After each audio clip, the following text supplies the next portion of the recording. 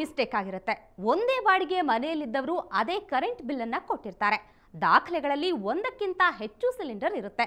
ಅಂಥವರಿಗೆ ಮತ್ತು ಒಂದೇ ಕುಟುಂಬದವರು ಸೆಪರೇಟ್ ಆಗಿ ಒಂದೇ ಕರೆಂಟ್ ಬಿಲ್ ಕೊಟ್ಟು ಗ್ಯಾಸ್ ಕನೆಕ್ಷನ್ ಪಡೆದಿದ್ರೆ ಅಂಥವರಿಗೆ ವಿನಾಯಿತಿ ಕೊಡೋದಕ್ಕೆ ಸರ್ಕಾರ ಮನಸ್ಸು ಮಾಡಿದೆ.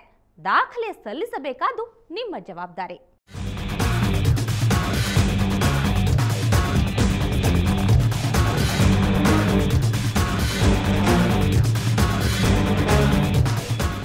ಅಕ್ರಮ ಗ್ಯಾಸ್ ಸಂಪರ್ಕ ರದ್ದು ಮಾಡ್ತಾ ಇರೋದಕ್ಕೆ ಮೊದಲ ಕಾರಣವೇ ಅಡುಗೆ ಅನಿಲದ ದುರ್ಬಳಕೆ.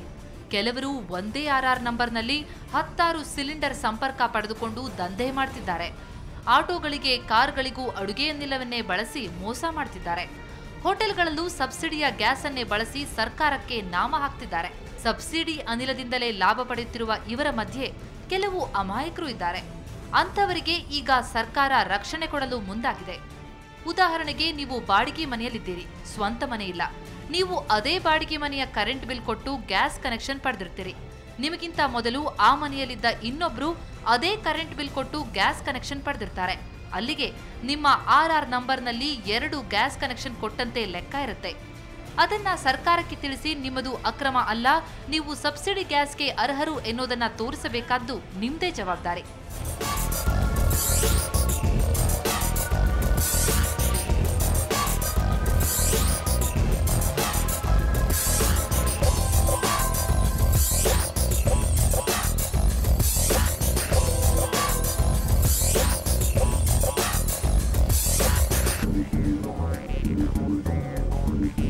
ಇನ್ನೊಂದು, ನಿಮ್ಮದೊಂದು ಮನೆ ಇದೆ, ಅದರಲ್ಲಿಯೇ ಬಾಡಿಗೆಗೆ ಮನೆಗಳನ್ನು ಕೊಟ್ಟಿದ್ದೀರಿ. ಅಥವಾ ನಿಮ್ಮದೇ ಕುಟುಂಬದ ಅಣ್ಣ, ತಮ್ಮ, ಅಕ್ಕ, ತಂಗಿ ಅದೇ ಮನೆಯಲ್ಲಿ ಬೇರೆ ಬೇರೆಯಾಗಿ ವಾಸಿಸುತ್ತಿದ್ದೀರಿ ಅಂತಿಟ್ಕೊಳ್ಳಿ. ಅಲ್ಲಿಗೆ ಒಬ್ಬೊಬ್ಬರು ಪ್ರತ್ಯೇಕ ಗ್ಯಾಸ್ ಕನೆಕ್ಷನ್ ಪಡೆದಿರ್ತಾರೆ. ಆದರೆ ಅವರೆಲ್ಲರೂ ಒಂದೇ ಕರೆಂಟ್ ಬಿಲ್ ಕೊಟ್ಟಿರ್ತಾರೆ. RR number same to same, gas connection ಮಾತ್ರ 2ಕ್ಕಿಂತ ಹೆಚ್ಚಿರುತ್ತೆ. ಕಾನೂನಿನ ಪ್ರಕಾರ ಇದು ಕೂಡ ಅಕ್ರಮ ಸಂಪರ್ಕ. ಡೋಂಟ್ ವರಿ, ಇದನ್ನ ಆಹಾರ ಮತ್ತು ನಾಗರಿಕ ಸರಬರಾಜು ಇಲಾಖೆಗೆ ಅರ್ಥ ಮಾಡಿಸಿ. ನಿಮ್ಮದು ಅಕ್ರಮ ಅಲ್ಲ ಅಂತ ತೋರಿಸಿ ಗ್ಯಾಸ್ ಕನೆಕ್ಷನ್ ಸರಿ ಮಾಡಿಸ್ಕೊಳ್ಳಿ.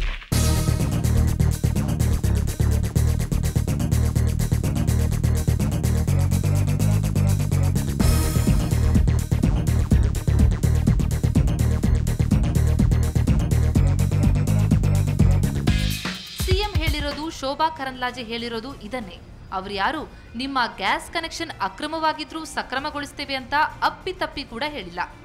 ಇದನ್ನ ಸರ್ಕಾರ ಇಷ್ಟು ಕಠಿಣವಾಗಿ ತೆಗೆದುಕೊಳ್ಳೋದಕ್ಕೆ ಕಾರಣಗಳೇನು ಗೊತ್ತಾ? ರಾಜ್ಯದಲ್ಲಿ ಅಕ್ರಮ ಗ್ಯಾಸ್ ಸಂಪರ್ಕಗಳಿವೆ, ಅಡುಗೆ ಅನಿಲ ದುರ್ಬಳಕೆಯಾಗ್ತಾ ಇದೆ ಅಂತ ಸಮೀಕ್ಷೆ ಮಾಡಿದಾಗ ಸಿಕ್ಕಿಬಿದ್ದ ಅಕ್ರಮಗಳ ಬೃಹತ್ ಸ್ವರೂಪ. ಅದರ ಪ್ರಕಾರ ರಾಜ್ಯದಲ್ಲಿದ್ದ ಒಟ್ಟು ಅಕ್ರಮ ಗ್ಯಾಸ್ ಸಂಪರ್ಕಗಳ ಸಂಖ್ಯೆ 20 ಲಕ್ಷ ಮೀರಿತ್ತು.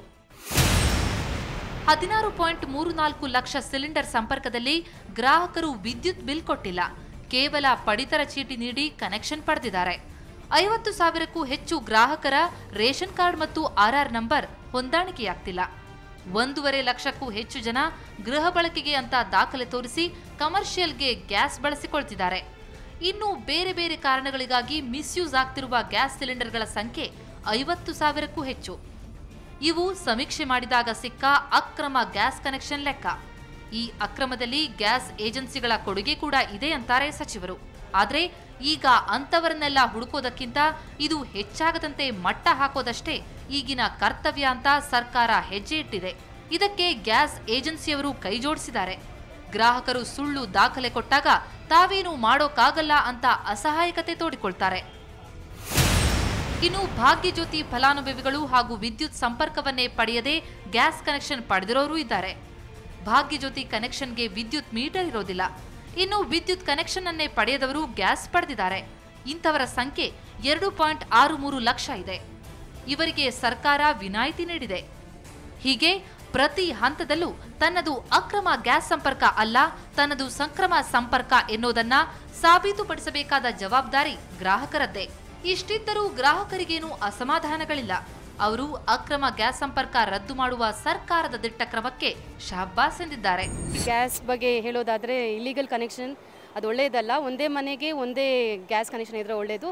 ಮತ್ತು ಈ ಥರ ಮಾಡೋದ್ರಿಂದ ಎಲ್ಲರಿಗೂ ಲೀಗಲಾಗಿ ತೊಗೊಳ್ಳೋರಿಗೆಲ್ಲ ಅನ್ಯಾಯ ಆಗ್ತಾ ಇದೆ. ಅದರಿಂದ ಸರ್ಕಾರ ಇದ್ರ ಬಗ್ಗೆ ಕಾಳಜಿ ವಹಿಸಬೇಕು ಅಂತ. ನಾವು ರೇಷನ್ ಕಾರ್ಡ್ ಕೊಟ್ಟು ಎಲ್ಲ ಇದು ಕೊಟ್ಟು ID ವೋಟರ್ ID ಎಲ್ಲ ಕೊಟ್ಟು ನಾವು ತೊಗೊತೀವಿ.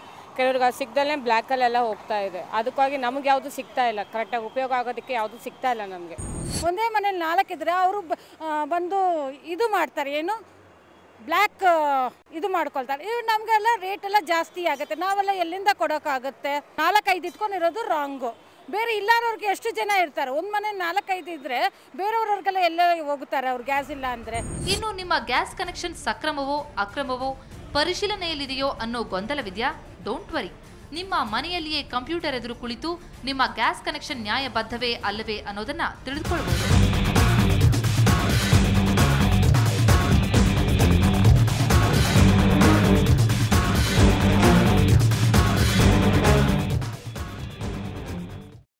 ಹಾಗಾದ್ರೆ ಗ್ಯಾಸ್ ಕನೆಕ್ಷನ್ ದಾಖಲೆ ಪಕ್ಕಾ ಇದೆಯಾ ಇಲ್ವಾ ಅನ್ನೋದನ್ನ ತಿಳ್ಕೊಳ್ಳೋದಾದ್ರೂ ಹೇಗೆ?